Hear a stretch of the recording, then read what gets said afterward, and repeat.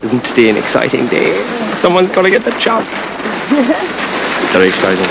In Wicklow we had the Green Mile, and now on this island we have the Golden Mile. So you get to walk along the sandy beach and you go bye, bye. What?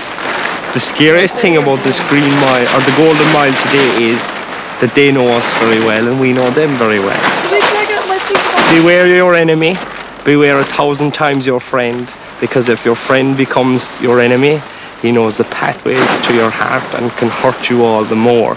I'm not saying they're our enemy, but they're definitely our opposition. Is that in the Quran, yeah? It is in the Quran. I just be reading it there for bedtime reading. Is it, yeah? No, I never read it in my life. Mark's interest in elimination and who's going to get on in the contest is quite obvious here. So there is this competitive side to him that's starting to emerge. I think also if we look at the content of what he's saying, the quote he's taken from the Quran is very telling about his personality, because I think Mark likes to be in control, and I think now he's starting to realise that probably people on the other side know a little bit more about him than he would wish them to know, and that makes him vulnerable.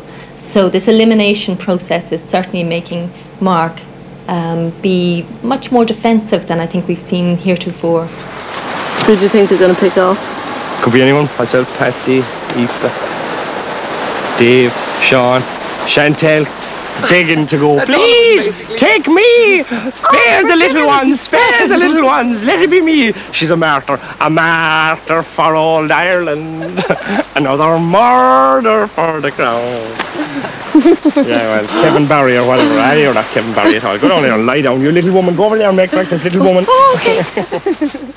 When Mark's talking about anything, he nearly always involves and talks about everyone in the group. He doesn't single out one or two people. And I think that's because he wants to get on with all the group and he just feels comfortable with all of them.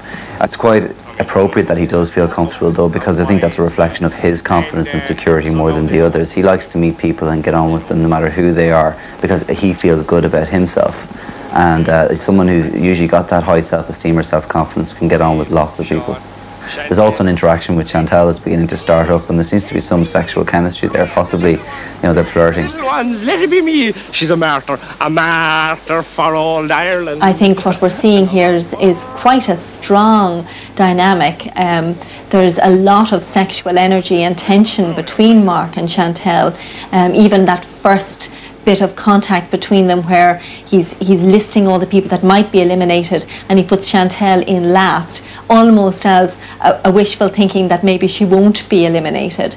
But having included her in that list, she then comes for a certain amount of reassurance and comforting to him. So there's this hug that almost happens that doesn't quite come off, where he holds her by the wrists, but yet he can't resist having that extra little bit of contact as she moves off. And I'm wondering if that interaction is encouraged by the fact that Mark listens to Chantal when she's being persecuted and talking about all the different problems that she has. So maybe she's found a confidant, someone that she feels comfortable with.